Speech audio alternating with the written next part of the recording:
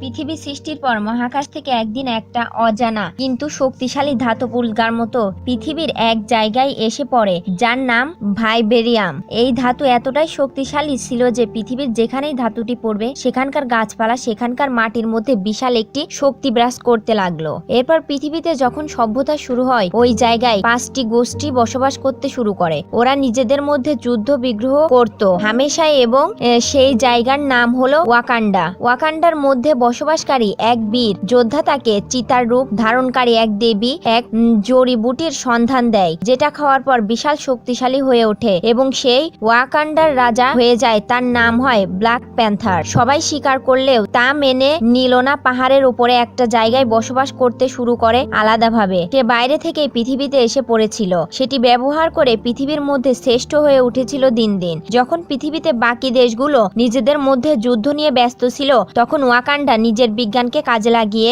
নিজেরাই এতটা উপরে উঠে গেল যে পৃথিবীর মধ্যে সবচেয়ে শ্রেষ্ঠ দেশ হয়ে উঠল।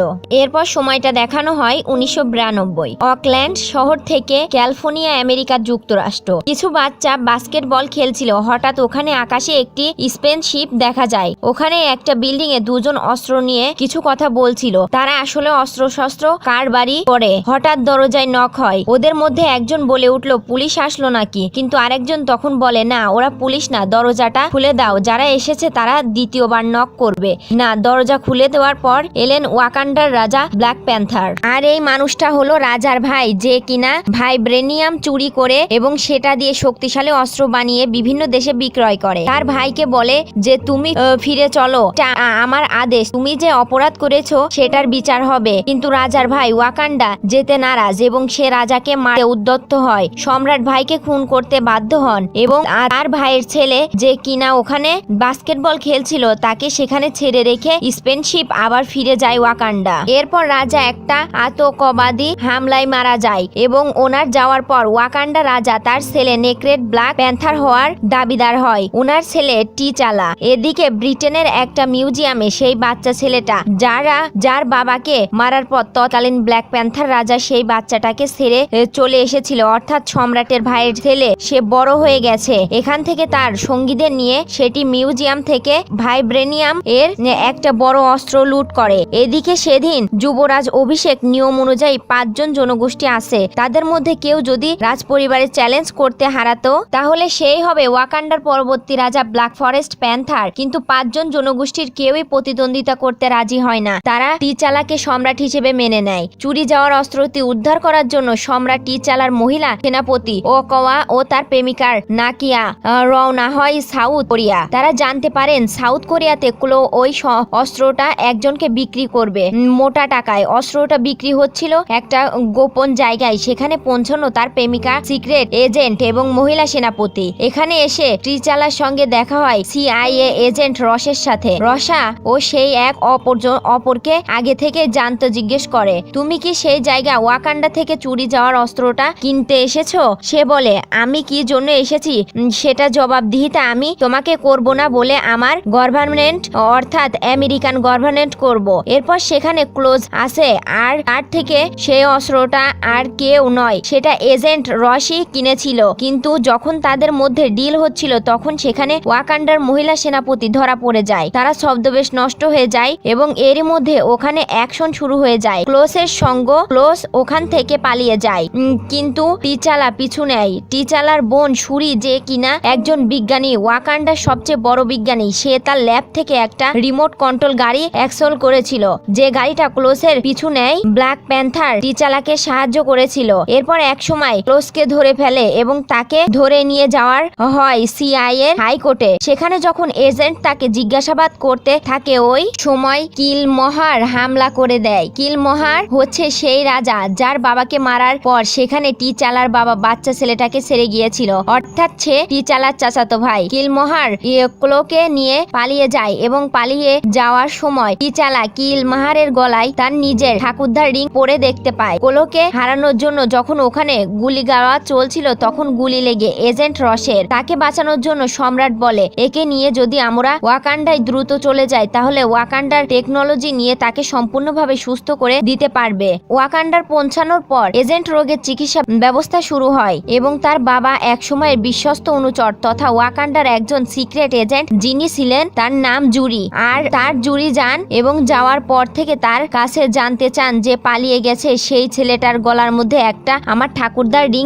দেখেছো, সত্যি করে বলো কি হয়েছে। ওই ছেলেটাকে আমার ঠাকুরদা কোনো রিং দিয়েছে। তাকে জানাই যে আমি তোমার বাবাকে প্রমিস করেছিলাম আমি এই বিষয়ে কাউকে কিছু জানাবো না, আমি তোমায় বলতে বাধ্য নই। এ সময় টিচালা খেপে যায়, খেপে গিয়ে চিৎকার করে বলে কিন্তু আমি তোমাদের রাজা, আমি ব্ল্যাক প্যান্থার, আমি আদেশ করছি তুমি আমায় বলো সত্যি ঘটনাটা কি, কে এই ছেলে, ওর গলায় আমার ঠাকুরদার রিং কেন। তাকে সবকিছু খুলে বলে সে যে আমার কাকা ওয়াকান্ডার সাথে বিশ্বাসঘাতকতা করে, ওয়াকান্ডার সবচেয়ে মূল্যবান ধাতু, পৃথিবীর সবচেয়ে মূল্যবান ধাতু তৈরি অস্ত্র বিক্রি করতে পৃথিবীতে, এবং ধরা পড়ে যাওয়ার পর তোমার বাবা তোমার কাকাকে সংশোধনের একটা সুযোগ দেন, কিন্তু তোমার কাকা যখন তোমার বাবাকে মারতে চান তোমার বাবা তাকে বাধ্য হয়ে হত্যা করেন এবং তার ছেলেকে ওখানেই রেখে ফিরে আসে। এই কথা শুনে খুব কষ্ট পায়। তিনি বলেন তার বাবা এটা ভুল করেছেন, তার বাবা সেই ছেলেটাকে নিয়ে আসা দরকার ছিল, আর তার বাবার এই ভুলের জন্যই আজকে ওয়াকান্ডার বিপদের সম্মুখীন হয়েছে।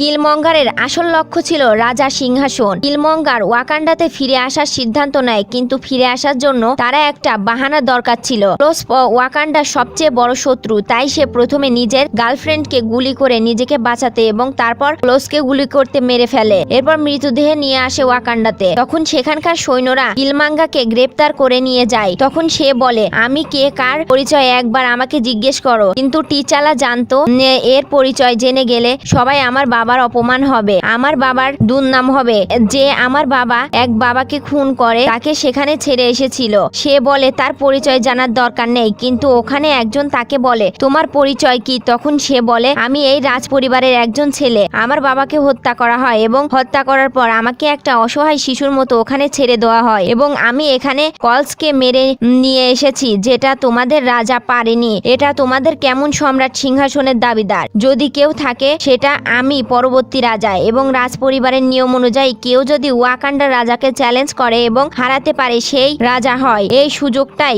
কিলমাঙ্গার কাজে লাগাতে চায়, তবে কেউ রাজা না হলে টিচালা তা এক্সপেক্ট করে নেয় এবং সেদিনে টিচালার ভয়ঙ্কর যুদ্ধ হয়। জলপ্রপাতের উপরে যুদ্ধ টিচালা হেরে যায়। কিলমঙ্গারের তাকে উপরে তুলে ধরে সেই জলপ্রপাত এদের মধ্যে থেকে নিচে ফেলে দেয় কয়েক হাজার ফুট নিচে, এবং এর পরবর্তী ব্ল্যাক প্যান্থার হয় কিলমাঙ্গারের সমস্ত রীতি রেওয়াজ মেনে। এরপর টিচালার মা, বোন ও প্রেমিকা এবং এজেন্ট রোস, যাকে কিনা চিকিৎসার জন্য নিয়ে যাওয়া হয়েছিল ওয়াকান্ডায়, তারা চারজন মিলে সেই পাহাড়ের দিকে রওনা দেয়। এরপর টিচালার মা, বোন ও প্রেমিকা এবং এজেন্ট রোস, যাকে কিনা চিকিৎসার জন্য নিয়ে যাওয়া হয়েছিল ওয়াকান্ডায়, তারা চারজন মিলে সেই পাহাড়ের দিকে রওনা দেয় যেখানে 5 জন জনগোষ্ঠী থাকতো। তারা সেখানে যায় এবং সেখানে গিয়ে 5 নম্বর জনগোষ্ঠীর নেতা আমবাকের সাথে দেখা করে। আমবাককে বলে যে আমরা তোমার সাহায্য চাই, আমাদের ওয়াকান্ডা বিপদে পড়েছে, একজন বাইরে থেকে এসে আমাদের সিংহাসনের রাজত্ব করছে এবং আমার ছেলেকে মেরে ফেলেছে, আমাদের সাহায্য করো। কিন্তু আমবাক সাহায্য করতে রাজি হয় না আর বলে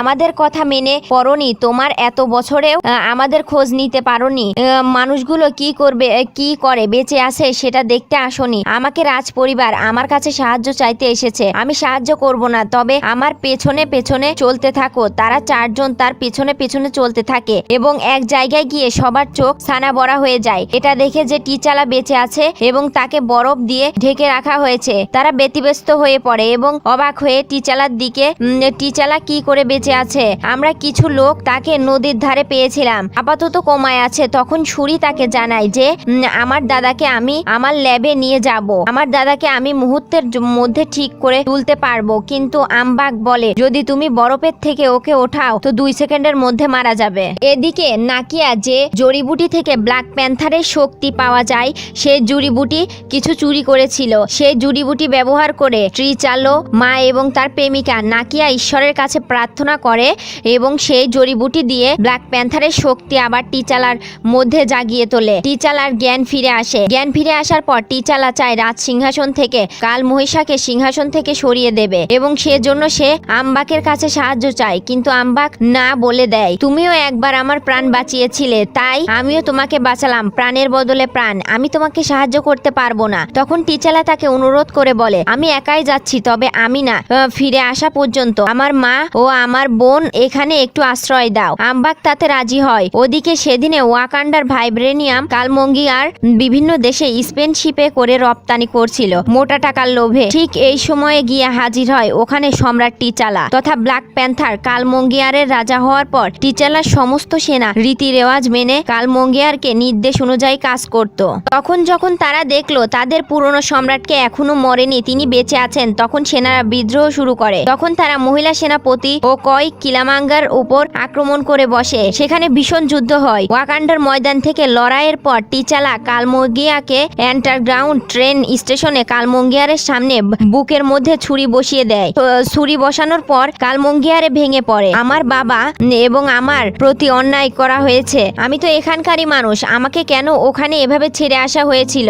এবং এর সাথে যে টিচালাকে জানাই, জানো আমি স্বপ্নে সব সময় ওয়াকান্ডারকে দেখতাম। আমার বাবা বলতেন ওয়াকান্ডা সূর্যাস্ত খুব সুন্দর, পৃথিবীতে এমন সুন্দর জায়গা আর নেই যেটা ওয়াকান্ডা সূর্যাস্ত দেখার মধ্যে আছে। টিচালা কোনো মতে তাকে টানতে টানতে একটি গুহার শেষ প্রান্তে নিয়ে আসে। নিয়ে যাওয়ার পর কিলিমাঙ্গার ওয়াকান্ডা সূর্যাস্ত দেখে টিচালা তাকে বলে, আমি এখনো তোমাকে বাঁচাতে পারি, তোমাকে টেকনোলজি তোমাকে বাঁচিয়ে দেবে, চলো।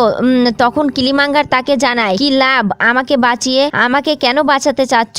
আমার বাঁচার পথ সেই ওয়াকান্ডার জলেই পৌঁছতে হবে। আর একটা কথা মনে রাখবে, গোলামি করার থেকেও মৃত্যু ভালো, আমাকে মরে যেতে দাও। কিলিমাঙ্গারের মৃত্যুর মাধ্যমে মুভিটি শেষ হয়ে যায়। গল্পটি কেমন লাগলো কমেন্টে সবাই জানাবেন। আর গল্পটি ভালো লাগলে অবশ্যই লাইক দিবেন। ভিডিওটি সহ সম্পূর্ণ বাংলায় মুভি এক্সপ্লেন। সবাই ভালো থাকবেন, সুস্থ থাকবেন, আল্লাহ হাফেজ।